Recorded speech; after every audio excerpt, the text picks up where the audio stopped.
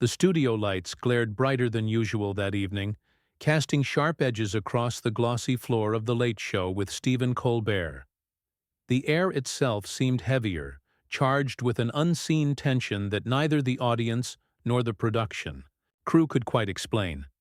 Behind the velvet curtains, Elon Musk waited, arms crossed, wearing an expression that oscillated between indifference and irritation. What could possibly go wrong when two powerful personalities collide on live television? Was the world about to witness a simple exchange of ideas, or something far less civil? As Colbert introduced Musk to the stage, there was an undeniable buzz among the audience. Cheers erupted, but beneath it ran an almost imperceptible undercurrent of apprehension. Was this going to be another playful, easygoing interview? Or was it destined to veer into uncharted, uncomfortable territory? Elon strode confidently across the stage, offering a firm handshake and a brief smile that failed to reach his eyes.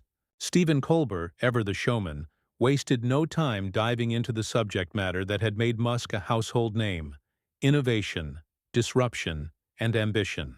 At first the questions were routine, almost rehearsed. Talk of rockets, electric cars, and artificial intelligence. But it was not long before Colbert's tone shifted. A flicker of mischief crossed his face as he leaned in, his voice smooth, but pointed. "Some say you are more of a supervillain than a visionary," Colbert quipped. "What do you say to those who think you are trying to play God?" The audience laughed nervously. Musk's jaw tightened almost imperceptibly. Was this banter, or was it a warning shot? Was Colbert setting the stage for a light-hearted roast, or had he come armed for battle? Elon responded coolly at first, brushing off the remark with a laugh that felt hollow. But Colbert, sensing an opening, pressed harder. He questioned Musk's handling of workers at his factories, probed into controversies surrounding his online statements, and hinted at deeper issues lurking behind the public persona. Each question was a little sharper, a little less playful. Musk's answers grew shorter, his irritation less concealed. Why was Colbert pushing so hard? Was he genuinely seeking answers, or was he baiting Musk into a televised meltdown? Could the mighty innovator handle a few uncomfortable questions, or was his carefully crafted image about to crack? The tension became palpable. The audience's laughter grew sporadic, uncertain. Every pause between exchanges seemed to stretch longer, every glance sharper. The dynamic had shifted from interview to interrogation. The smiles faded. The room grew colder. Finally, Musk snapped, not in a burst of anger, but with an icy retort that sent a ripple through the studio. "You are not nearly as clever as you think you are," he said, voice steady, eyes narrowing. The words hung in the air like smoke, impossible to ignore. Colbert blinked, his practiced persona faltering for the briefest of moments. The audience gasped, then fell silent. What happens when a titan refuses to be mocked? When wit meets willpower in front of millions of viewers, who comes out unscathed? Was this about to spiral into something even more public, more disastrous than anyone had anticipated? As the cameras continued to roll and the control room scrambled behind the scenes, one thing became clear. The evening was no longer about entertainment. It was about dominance, and neither man intended to back down. The audience sat frozen, their applause forgotten, their laughter silenced. Stephen Colbert, who had spent years mastering the delicate balance between humor and confrontation, now found himself locked in a genuine standoff with one of the most influential figures of the modern era. Musk, unflinching, leaned back in his chair, the picture of controlled defiance. Colbert, sensing the fragility of the moment, attempted to recover.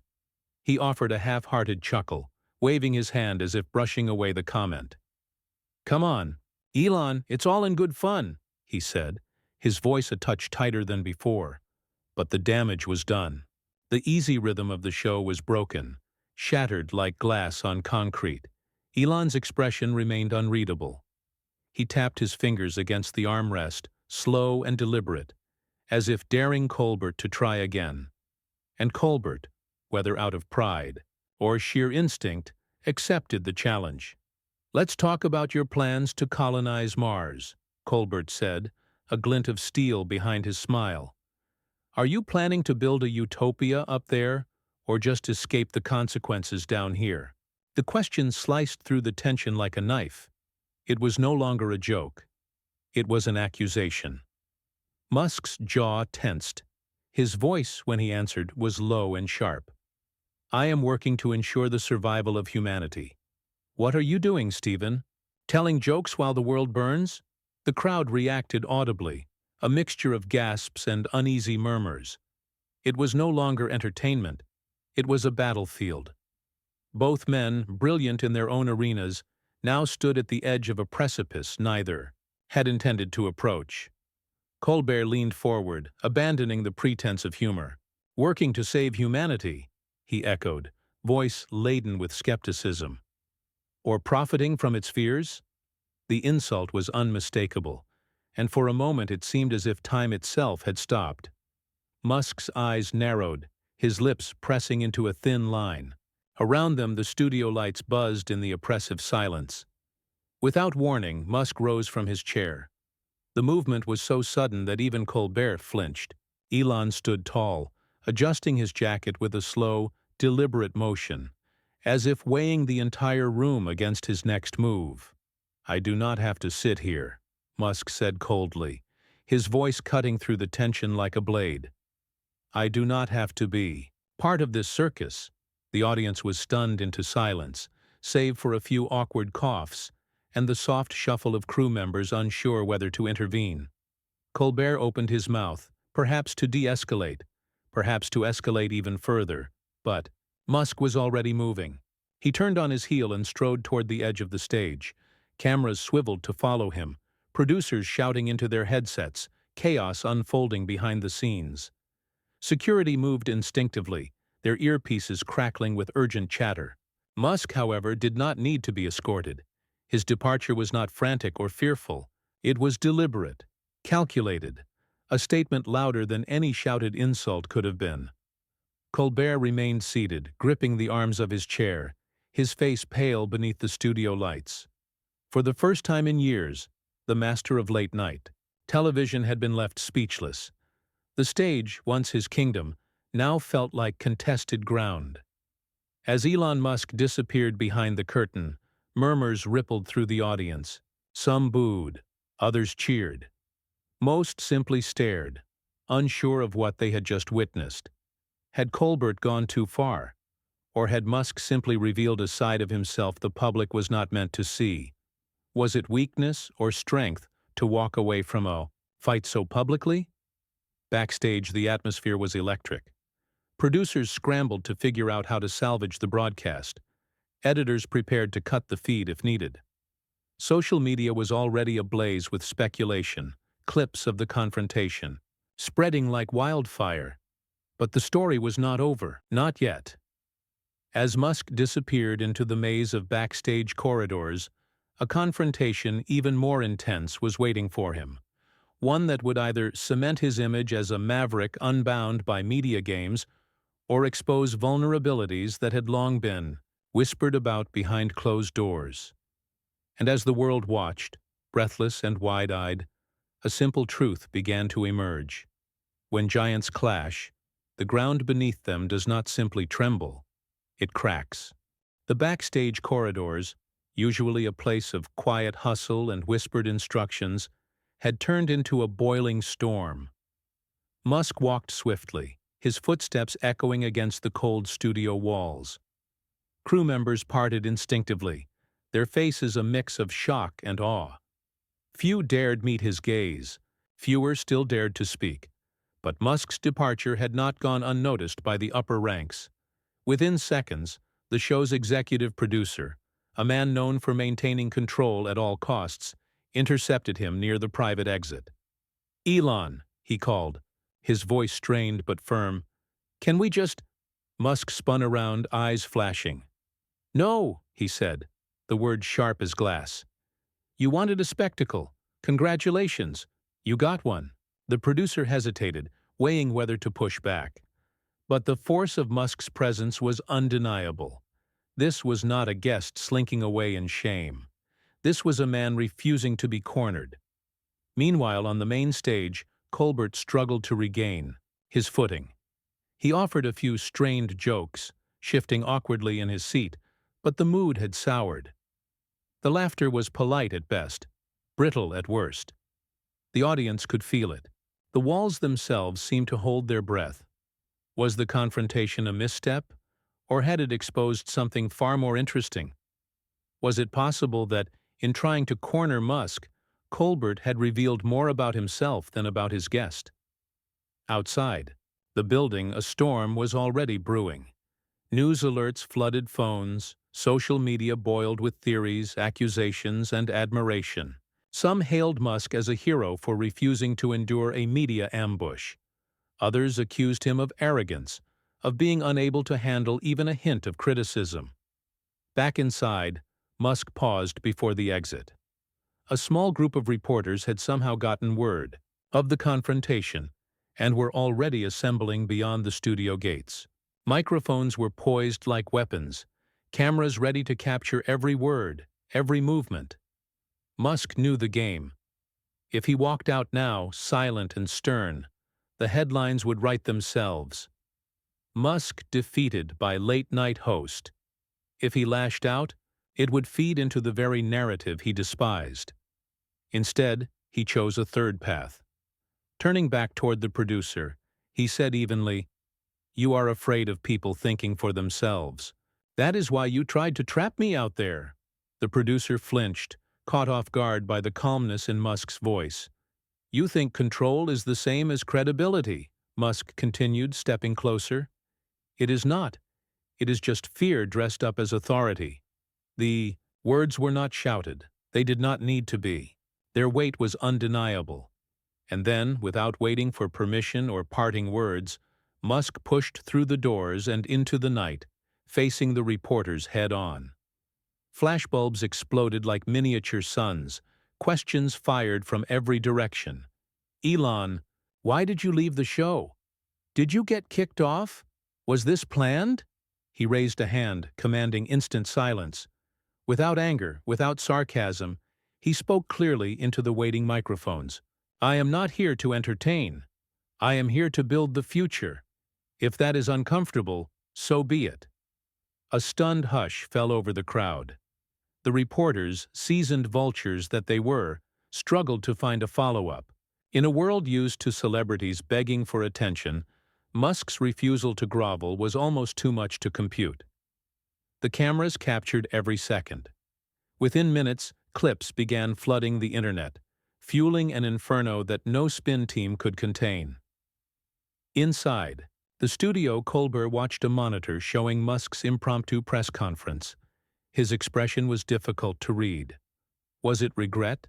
Was it resentment? Or was it the dawning realization that he might have picked the wrong battle and lost it in front of millions? The war of words had spilled into the real world now, and the public was not merely watching. They were choosing sides. And Musk, standing tall against the tidal wave of media scrutiny, was not finished yet. Because for Elon Musk, the true confrontation was never about Stephen Colbert or a late-night stage. It was about an entire system he believed was overdue for disruption, and he was just getting started. The footage of Musk's walkout and defiant press conference spread across the world like a lightning strike. Morning news anchors, political commentators, tech bloggers, and late-night rivals all rushed to frame the narrative. Some called it a breakdown. Others called it bravery. Few could agree on the details, but everyone agreed on one thing. Elon Musk had changed the conversation. Yet even as headlines screamed and comment sections exploded, Musk himself remained strangely silent. No follow-up tweets, no interviews, no clarifications. He simply vanished from the public eye for 48 hours, leaving the media machine to spin itself into exhaustion. In that silence, a new wave began to form. One Musk had anticipated. Voices from unexpected corners began speaking up. Former employees, tech entrepreneurs, even a handful of rival innovators emerged with their own stories. Stories of late-night edits on groundbreaking designs, of personal risks Musk had taken to push projects forward, of sleepless years fighting bureaucratic inertia. For the first time, the narrative was not being dictated by television hosts or editorial boards. It was raw, chaotic, and real. Was it possible that Musk's greatest innovation was not a car or a rocket, but the ability to break the traditional media's hold over public perception? Meanwhile, The Late Show found itself in an unfamiliar position. The clip of Colbert's interview was picked apart, frame by frame, analyzed with forensic precision. Viewers noticed the shift in tone, the increasingly hostile questions, the absence of the usual playful back and forth. They questioned whether the line between satire and sabotage had been crossed. Had Colbert, in his ambition to score a viral moment, betrayed the trust of his audience? Ratings for the show stumbled. Sponsors called meetings. Editorials emerged from trusted media outlets criticizing the interview's tone. Quietly, a growing consensus began to form. Perhaps the confrontation had not embarrassed Musk, but exposed a deeper rot within the machinery of late-night entertainment itself. Musk reappeared publicly at a tech summit 3 days after the incident. As he took the stage, there was a tension in the air, not fear, but anticipation. Would he lash out? Would he gloat? Would he ignore it altogether? He chose none of those paths. Standing before a packed auditorium, Musk spoke not of media battles, but of vision. Clean energy grids, colonization of Mars, universal internet access. His voice was steady, passionate, and utterly focused on the future. He barely acknowledged the incident with Colbert, except for a single, cutting remark delivered with clinical precision. Some people entertain. Some people build. Choose who you follow carefully. The crowd erupted in a standing ovation, not because they had forgotten the drama, but because they understood the bigger picture Musk was pointing toward. He was not playing a petty game. He was rewriting the rules entirely. The moment felt electric. It felt like a shift in the air, a crack in the old order. Musk was not just surviving the controversy. He was absorbing its energy, reshaping it, turning it into momentum. Back at The Late Show, the impact was undeniable. Writers scrambled to adjust their tone. Producers urged Colbert to lighten up, to avoid personal ambushes. The incident had left a scar, one that no amount of clever monologues could entirely conceal. And for the millions who had watched the confrontation unfold, a deeper question lingered. What happens when the old institutions are no longer trusted to tell the story? When the stage is no longer the most powerful platform, but simply another battleground? Elon Musk, whatever one thought of him, had answered that question not with fury but with focus. He had not begged for approval. He had not melted under pressure. He had walked through the fire, head high, and come out the other side sharper, clearer, and somehow even more unstoppable. The clash with Colbert was not the end of anything. It was the beginning of something far bigger. The weeks following the confrontation saw a remarkable transformation. Public opinion, once easily steered by polished headlines and carefully clipped sound bites, now drifted in a different direction, one shaped less by late-night quips and more by raw action. Musk's silence in the immediate aftermath had not been hesitation. It had been strategy. In boardrooms, classrooms, and coffee shops, people talked less about who won the exchange that night and more about what it revealed. Was the world really ready to accept a new kind of leadership, one unpolished, unfiltered, and unafraid of disapproval? Did the audience even want the polished narratives anymore, or were they hungry for something less rehearsed, more real? It was in this charged atmosphere that Musk made his next move. Rather than issuing petty rebuttals or throwing public barbs, he announced an ambitious project that seemed almost engineered to overshadow everything. A new open-source satellite network designed to provide free internet access to every corner of the globe. The timing was ruthless. The vision was breathtaking. Critics who had mocked his departure from The Late Show were left scrambling. How could they spin a tantrum narrative when Musk was already unveiling a plan to connect the unconnected, to break down barriers far greater than late-night television walls? While the media fumbled, ordinary people rallied. Donations to educational programs Musk supported skyrocketed. Social media lit up not with memes mocking his exit, but with discussions about how to contribute to his bold new venture. Grassroots movements formed online, people offering their skills, their networks, their time to be part of something bigger. The energy was undeniable. Musk had turned the very weapons intended to harm him into fuel for a larger fire. As for Stephen Colbert, the echo of that night followed him quietly but persistently. Ratings stabilized eventually, but something had changed. A layer of invincibility had been peeled away. Audiences became sharper, more skeptical, less willing to laugh along. When real malice colored the jokes, the late-night arena, once seen as untouchable, now bore visible cracks. One evening, during a reflective monologue weeks later, Colbert himself seemed to hint at the shift. No direct mention of Musk, no explicit reference to that night, but the words hung heavy. Maybe the world does not need another clever punchline. Maybe it needs a little less noise, and a little more work. It was not an apology, but it was close enough for those who knew where to look. Musk, meanwhile, continued forward as if the battle had never happened at all. New projects, new partnerships, new dreams. He did not seek vindication. He did not demand an apology. His triumph was quieter, but far more enduring. A triumph written not in headlines, but in impact. And for the millions who had watched him walk off that stage, for the millions who had wondered whether one man could stand against an entire machine and win, the answer was now clear. You do not beat the system by playing its game. You beat it by refusing to play at all.